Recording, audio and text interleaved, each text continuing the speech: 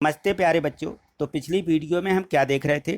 पिछली वीडियो में हम चैप्टर 1 रियल नंबर्स यानी वास्तविक संख्याओं पर आधारित हम परमेय संख्याओं के माध्यम से अपरमेय संख्या सिद्ध कर रहे थे। ठीक है ना। तो आज हम देखेंगे इसी से संबंधित। देखिए ये जो उदाहरण दिया गया है 10 इसी का है। तो इसमें ये उदाहरण दिया है, इसमें है कि दर्शाइए कि 5 ऋण वर्गमूल 3 यानी √3 एक अपरिमेय संख्या है। यह हमें दर्शाना है। और जो है हमने इसके पहले वर्गमूल 3 एक अपरिमेय संख्या ये हम सिद्ध कर चुके हैं। तो ये हमें दर्शाना है। पिछले जो हमारा वीडियो है उसमें भी हमने इस प्रकार की संख्याओं को सिद्ध किया है। तो हम क्या कर लेते थे, यहाँ हम सीधे मान लेते थे कि हम इसके विपरीत मान लेते हैं। तो यहाँ हम लिखेंगे हल। ठीक है ना। यहाँ हमें अब ज़्यादा समझने की जरूरत नहीं है क्योंकि हमने पिछली वीडियो में ये सब चीज़ें हमने समझ ली हैं। तो यहाँ हम सिर्फ ये लिख देंगे कि यहाँ हम क्या करते हैं, इसके विपरीत मान लेते हैं। यहाँ हम लिखिए, यहाँ पे यहाँ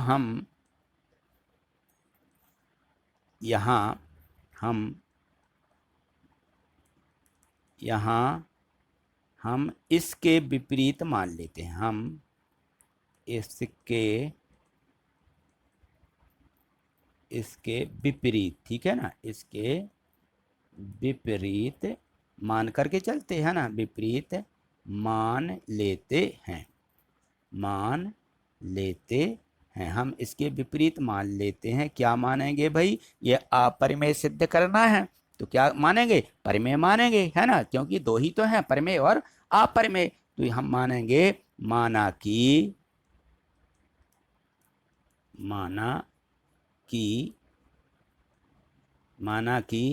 5 ऋण वर्गमूल 3 एक परिमेय संख्या है। ठीक है ना। ये हमने क्या किया, इसको मान लिया है, बिल्कुल ऐसे ही जैसा हम पिछली वीडियो में भी यही करते आए हैं।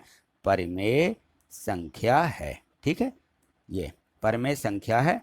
और फिर इसके बाद जब ये परिमेय संख्या हो जाती तो हम यहाँ पे इसलिए लिखेंगे कि इसलिए, या हम इनको सूचितकर्ता के निशान भी बना सकते हैं। तो यहाँ देखिए, इसलिए हम लिख देंगे कि 5 ऋण वर्गमूल 3 जब ये परिमेय संख्या है तो हम क्या मानेंगे, इसको बराबर में हम P/Q के रूप में यानी हम A/B के रूप में लिखते आ रहे हैं। तो इसको A/B ही लिखिए और लिख दीजिए कि जहां ये क्या है, b बराबर 0 के नहीं है। जब b बराबर 0 के नहीं है, ये हम इसमें प्रॉपर्टी लगा देते हैं तो ये निश्चित ही है कि परिमेय संख्या है। ठीक है ना। ये हमने इसको मान लिया जहां a और b हमारे दो सहअभाज्य पूर्णांक होते हैं। ये भी हमने अच्छे से समझ लिया है। ठीक है। तो अब यहाँ देखिए, ये जो है थोड़ा सा हमें क्या करना पड़ता है, इसका कैलकुलेशन करना पड़ता है। ठीक है ना। तो इसको हम हल करेंगे। तो यहाँ देखो 5 ऋण ये वर्गमूल 3 है। तो इस 5 को क्या करते हम पक्षांतर कर देते थे। ठीक है ना। यहाँ या इसमें ऋण 3 वर्गमूल है, ये धन की है, तो इसी ऋण 3 को जो है उस तरफ जो है पक्षांतर करके ले जाओ, या इसको इस तरफ ले आओ और वर्गमूल 3 को उस तरफ ले जाओ, ऐसा कर सकते हैं। तो ये जो ऋण 3 वर्गमूल लिखा है, ये ऋण वाली समस्या हमारी हल हो जाएगी। तो यहाँ देखिए हमें किस प्रकार से करना है, यहाँ थोड़ा सा अपन को ध्यान से करना है ताकि हमें दोबारा ना करना पड़े, नहीं तो दोबारा लिखना पड़ेगा। तो यहाँ देखिए जो है हम इस 5 को यहीं रहने देंगे, इस 5 को यहाँ रहने देंगे और यहाँ ले आएंगे किसको, A/B को। यहाँ A/B आ जाएगा। चलिए ठीक है, ये धन का था, इसके आगे कोई चिन्ह नहीं, धन का चिन्ह है, तो यहाँ ये चिन्ह बदल के इस तरफ है, ये ऋण की हो जाएगी। अब बराबर के उस तरफ हम क्या करेंगे, इस वर्गमूल 3 को ले जाएंगे। क्यों? क्योंकि इसमें ऋण का चिन्ह है तो ये उस तरफ जाके धन का बन जाएगा। तो हमें सवाल बिल्कुल स्पष्ट रूप से ये हमारी धनात्मक संख्याएं हो जाएंगी और हमें यह समझ में आ जाएगी कि ये धनात्मक संख्याएं। ठीक है। अब आगे देखिए, थोड़ा सा हमें इसको और कैलकुलेशन कर लेना है, इसको हमें थोड़ी सी हल और कर लेना है। यहाँ देखते हैं हम कि 5 के बट्टे कुछ नहीं तो 1 होगा। अब हमारी दोनों ये भिन्न बन जाती हैं और इनको भिन्नों को हम क्या कर लेते हैं, सरल कर लेते हैं। तो 1 और b का हम यहाँ पे क्या करते हैं, लघुत्तम ले लेते हैं। इस प्रकार से यहाँ बटे में b आ जाएगा और इसका यहाँ 1 का भाग देंगे, b आएगा, तो यहाँ हो जाएगा 5b। और यहाँ पे क्या हो जाएगा, यहाँ पे आ जाएगा हमारा a, क्योंकि b कट जाएंगे तो a का ही मिलेगा। यहाँ आ जाएगा 1 का गुणा a में करेंगे तो a आएगा। ये हम पिछली कक्षा में इसका कैलकुलेशन करना भी अच्छे से सीखे हैं। ठीक है ना। और नहीं है तो थोड़ा सा समझ भी लीजिए इसी प्रकार से। अब यहाँ क्या लिख देंगे, यहाँ है वर्गमूल 3। ठीक है ना। तो अब देखिए यहाँ पे हमारा जो यहाँ पे बायां पक्ष है, इसको ध्यान से देखिए कि A/B ये हमने क्या माने थे, ये तो हमारे पूर्णांक है और 5 भी हमारा पूर्णांक है। यहाँ लिखेंगे किंतु हम लिख देंगे, या चूंकि लिख दीजिए, चूंकि क्योंकि यहाँ पे जो है 5 है, यहाँ चूँकि 5 ए और बी है ना, तथा बी क्या है, ये हमारे पूर्णांक हैं तथा बी पूर्णांक हैं। जब ये पूर्णांक हैं, ठीक है ना, जब ये पूर्णांक निकल आते कि ये पूर्णांक हैं तो फिर क्या होना चाहिए, इनके कुछ मान होना चाहिए। जैसे मान लीजिए b बराबर हम मान लेते हैं, मान लिया कि हमने b बराबर हमारा 2 है, ठीक है ना, ये हमने 2 रख दिया। यहाँ a बराबर मान लीजिए हमने 4 रख दिया, ये 4 है, तो हमने यहाँ पे क्या किया, b बराबर 2 मान लिया है, तो b की जगह यहाँ हमारा 2 आ जाएगा। ठीक, अब देखिए ये क्या हो जाएगा, 5 दूनी ये 10 हो जाएगा, तो 10 में से 4 को घटा देंगे तो कितना आ जाएगा, 6/2। अब देखिए इसको यह क्या मिल जाएगी, हमें एक परमेय संख्या मिल जाएगी, 6/2 एक हमारी परमेय संख्या है, ठीक है ना। तो इस प्रकार से हम इसको मान लेते कि यह हमारी परमेय संख्या हो गई। जब यह हमारी परमेय संख्या है तो हम देखते हैं यहाँ पे कि ये जो है हमारी परमेय संख्या है, तो ये वर्गमूल 3 यह भी परमेय संख्या होगी भाई। तो यहाँ हम लिख देंगे, यहाँ क्या लिखना है हमें कि ये हमारी परमेय संख्या है। यहाँ लिखिए नीचे या यहाँ से लिख दीजिए इसको, यहाँ लिखेंगे इसलिए या यहाँ जगह है तो यहाँ भी लिख सकते हो, इसलिए यहाँ लिख लीजिए पहले। इसलिए ये जो हमारे पूर्णांक हैं तो इसलिए लिखेंगे कि जो 5b ऋण a और बटे में क्या आया है b, ये क्या है, ये जो है हमारी परमेय संख्या है, यह एक परमेय संख्या है, यह एक परमेय संख्या है, परिमेय संख्या है, ये हमारी परमेय संख्या हो गई। जब ये हमारी परमेय संख्या है तो हम क्या कहेंगे कि वर्गमूल 3 भी एक परमेय संख्या होगी, इसलिए वर्गमूल 3 यहाँ लिखेंगे, इसलिए वर्गमूल 3 भी एक परमेय संख्या होगी, भी एक परिमेय, ठीक है ना। यहाँ थोड़ी से अच्छे से साफ बना लीजिए, यहाँ पे परिमेय संख्या, परिमेय आगे लिखते हैं 3 एक परिमेय संख्या होगी। ठीक, इसको हमने लिख लिया कि ये हमारी परमेय संख्या होगी।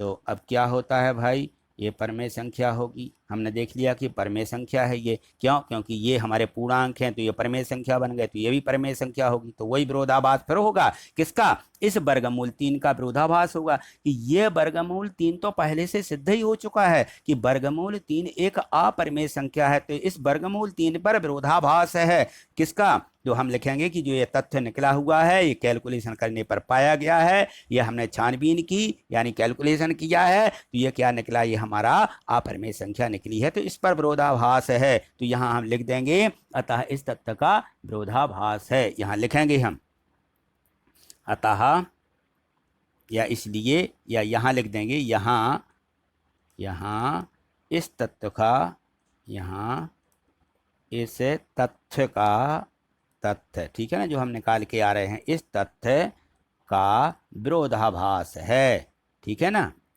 ठीक है, ये विरोधाभास है कि किसका, कि वर्गमूल जो 3 है, वर्गमूल 3 अपरिमेय संख्या है, इसका क्या हो रहा है, विरोधाभास हो रहा है, अपरिमेय संख्या है, अपरिमेय संख्या है, इसका क्या हुआ है, ये विरोधाभास हुआ है। जब ये विरोधाभास हुआ है तो ये क्यों हुआ है विरोधाभास भाई, तो हम लिखेंगे कि ये विरोधाभास क्यों हुआ है, यह विरोधाभास हमारी ये जो त्रुटिपूर्ण कल्पना थी इसके कारण हुआ है। तो हम यहाँ लिख देंगे कि यह विरोधाभास,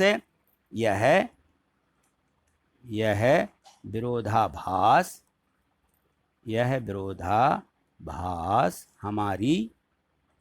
हमारी त्रुटिपूर्ण कल्पना, यानी हमने जो माना था वह गलत साबित हुआ है, हमारी त्रुटिपूर्ण कल्पना, ऐसा लिख देंगे इसको, ये हमने जो कल्पना की थी ये हमारी गलत है, त्रुटिपूर्ण है ना, त्रुटिपूर्ण कल्पना के कारण, त्रुटिपूर्ण कल्पना के कारण हुआ है, कल्पना के कारण, ठीक है, ये हमें यहाँ पे लिख देना, कल्पना के कारण हुआ है। ये विरोधाभास हमारी त्रुटिपूर्ण कल्पना के कारण हुआ है।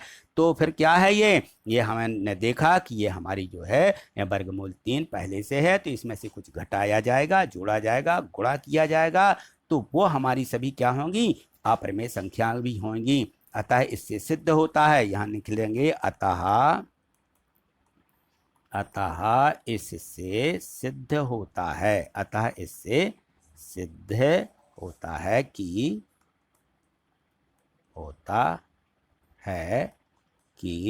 ये जो है हमारे 5 ऋण वर्गमूल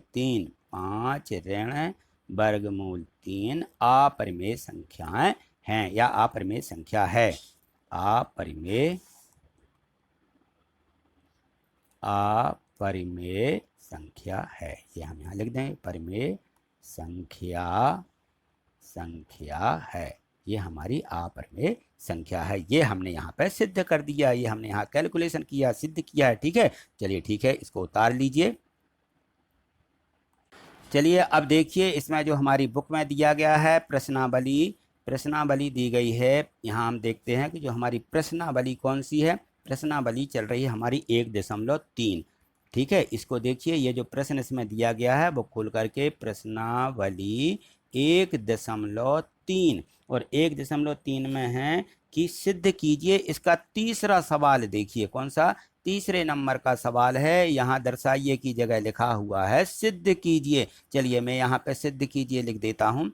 ये भी हम देखते हैं, इसमें हमें कुछ नहीं करना, ज्यों कहते हैं इसी के जैसा करना है। और यहाँ हमने लिख दीजिए सिद्ध कीजिए, यहाँ हम लिख देते हैं कि सिद्ध कीजिए। ये तीसरा सवाल में लिखा हुआ है, ठीक है ना, सिद्ध कीजिए ये हमने लिख दिया, सिद्ध कीजिए कि। अब वहाँ पे देखें हम तो एक संख्या दी गई है, इसका तीसरा है, ये तीसरे का जो है तीसरे वाले सवाल को देखना है। तो यहाँ हम देख लेते हैं कि ये हम तीसरे का तीसरा भी यहाँ हम लिख देते हैं। ठीक है, ये जो सवाल तीसरा है इसका तीसरा, इसका 3 नंबर देखिए यहाँ पे लिखा हुआ है सिद्ध कीजिए लिखा है। और यहाँ पे क्या दिया गया है, यहाँ पे 5 की जगह इन्होंने क्या कर दिया, यहाँ पे 6 कर दिया है। तो यहाँ हम लिख दे रहे हैं कि 6 धन वर्गमूल 2। ठीक है ना, ये एक अपरिमेय संख्या है, ये हमें सिद्ध करना है। तो अब देखिए, जहां जहां पे हमने ये लिखा है उसको हमें मात्र क्या करना है, बदल बस देना है, बाकी ज्यों का त्यों ही यही लिख देना है आपके लिए। तो यहाँ देखिए मैं इसको सुधार रहा हूं, आपको अलग से ही लिखना है। यहाँ हम लिखेंगे इसलिए 6 धन वर्गमूल 2, यहाँ क्या आ जाएगा, यहाँ भी आ जाएगा 6 धन वर्गमूल 2। यहाँ पर हमने लिख दिया कि 6 धन वर्गमूल 2। अब देखिए यहाँ पर हम क्या करेंगे, इसके थोड़े से पक्षांतर में यहाँ पर आपको कुछ नहीं इस प्रकार से कर देना है। तो देखिए मैं इसको कर देता हूँ, आप फटाफट आप ज्यों का त्यों ही इसको उतारेंगे।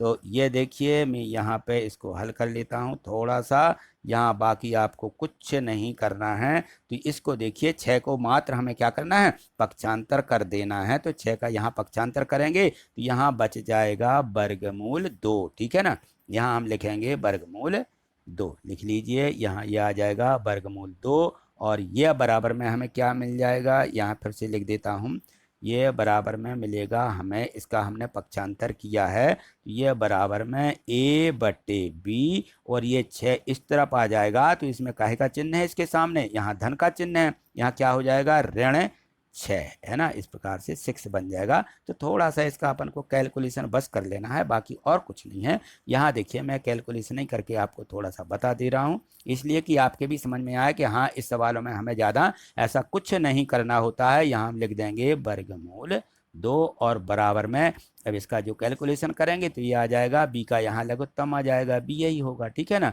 और यहाँ पे कितना आएगा, यहाँ पे ए आ जाएगा और यहाँ आ जाएगा 6b। ठीक, ये लिख देंगे। तो इन संख्याओं की जगह जहाँ पर हमने 5 लिखा है यहाँ क्या आ जाएगा, यहाँ हम मात्र 6 लिख देंगे। तो ये हमने यहाँ पे 6 लिख दिया, 6a तथा b पूर्णांक हैं। तो यहाँ क्या होगा भाई, यहाँ मात्र हमारा क्या आ जाएगा, a ऋण 6b/b हमारा ये आ जाएगा। तो इसको हम लिख दे रहे हैं यहाँ पे 6a ऋण 6b, यहाँ हमने लिख दिया कि a ऋण 6b/b एक परिमेय संख्या है। ठीक है ना। जब यह एक परिमेय संख्या हमारी निकल रही है तो हम लिखेंगे यहाँ पे कि जो हमारा यहाँ पर वर्गमूल 2 है, क्या है, यहाँ पे हम वर्गमूल 2 सिद्ध करने जा रहे थे कि यह हमारा वर्गमूल है। यह भी एक क्या होगी, यह परिमेय संख्या होगी। वर्गमूल 2 एक परिमेय संख्या होगी। जब यह परिमेय संख्या होगी तो इस पर विरोधाभास हुआ, और विरोधाभास क्यों हुआ, क्योंकि हमें पहले से सिद्ध कर चुके कि वर्गमूल 2 तो हमारी क्या है, एक हमारी अपरिमेय संख्या है। तो यहाँ हम देंगे वर्गमूल 2।